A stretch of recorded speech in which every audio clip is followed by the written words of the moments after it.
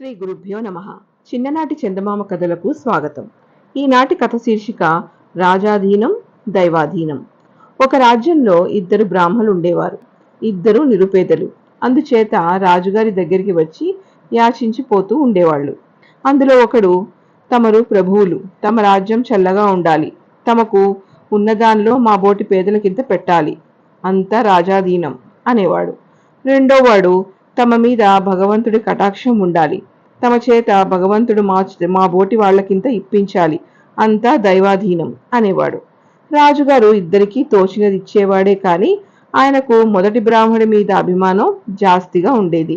ఆయన మంత్రితో అన్నారు కదా, నేను రాజును, నా ప్రజలను ఏం చేసినా నేను చెయ్యాలి, కానీ మధ్య భగవంతుడేమిటి? అయినా దైవాధీనం ఎంతవరకో చూద్దాం. ఒక గుమ్మడికాయ తెప్పించి దాని తొడిమ తీయించి లోపల డొల్ల చేసి అందులో వజ్రాలు, వైఢూర్యాలు, మరకతమణులు, మాణిక్యాలు పోయించి మళ్ళీ తెలియకుండా తొడిమ అంటించు. దాన్ని రేపు ఉదయం మొదట వచ్చిన బ్రాహ్మడికి ఇద్దాం. ఏ బ్రాహ్మడికి దక్కుతుందో చూద్దాం అన్నాడు. రాజుగారు చెప్పినట్టే గుమ్మడికాయ తయారు చేయించాడు మంత్రి. తెల్లవారక ముందే రాజాధీనం అనే బ్రాహ్మడు వచ్చి, తాము ప్రభువులు, తమ రాజ్యం చల్లగా ఉండాలి, తమకు తగ్గదానిలో మా బోటి వాళ్లకు ఎంతో కొంత ఇప్పించాలి, అంతా రాజాధీనం అన్నాడు. బ్రాహ్మడికి మంత్రి గుమ్మడికాయ ఇచ్చి పంపేశాడు. చూశావా, ఇప్పుడేమంటావు అన్నాడు రాజు గర్వంగా. గుమ్మడికాయ పట్టుకుని పోతూ బ్రాహ్మడు, ఇదేమిటి, రాజుగారు అన్ని ఉండగా కూడా ఈ దిక్కుమాలిన గుమ్మడికాయ ఇప్పించాడు, దీన్ని ఎవరికన్నా ఇచ్చి బియ్యం పట్టుకుపోదాం, చెడ్డ బరువు ఉంది సుమా అనుకున్నాడు. ఇంతలో దారిలో ఒక వర్తకుడు ఆ గుమ్మడికాయ ఇచ్చేసి తనకు కావలసిన బియ్యం పట్టుకుని ఇంటికి చక్కా వెళ్ళిపోయాడు మొదటి బ్రాహ్మడు.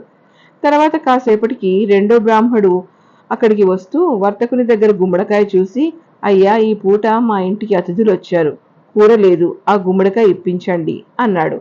వర్తకుడు సరే పట్టుకుపోమని ఆ గుమ్మడికాయ ఇచ్చాడు. రెండో బ్రాహ్మడు గుమ్మడికాయ ఇంటికి పట్టుకెళ్లి పెళ్ళాం చేతికిచ్చి తరిగిస్తే లోపల దాని నిండా రత్నాలు, వజ్రాలు, మరకతమణులు ఉన్నాయి. అదే కదా దైవాధీనం అంటే అన్నాడు బ్రాహ్మడు. మర్నాడు యథాప్రకారం మొదటి బ్రాహ్మడు రాజుగారి దగ్గర యాచనకు వెళ్ళి నుంచున్నాడు.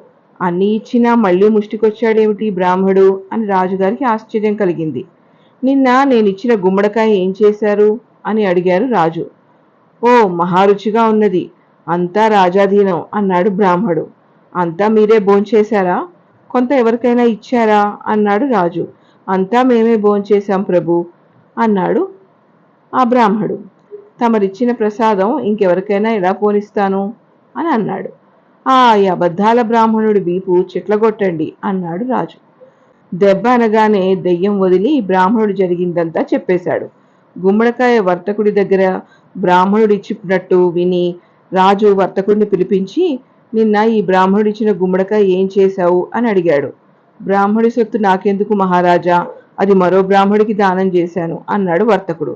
రాజుగారు రెండో బ్రాహ్మణుని పిలిపించి, నిన్న వర్తకుడి దగ్గర పుచ్చుకున్న గుమ్మడికాయ మీ ఇంట్లో వండుకున్నారా అని అడిగాడు.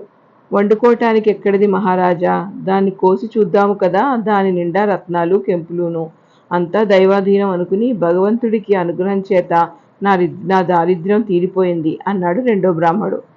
తాను మేలు చేయదలిచింది మొదటి బ్రాహ్మడికి, కానీ మేలు జరిగింది రెండో బ్రాహ్మడికి. అంతా దైవాధీనమే కానీ తన అధీనంలో ఏమీ లేదని బుద్ధి తెచ్చుకుని రాజు పొగరు చంపేసుకున్నాడు.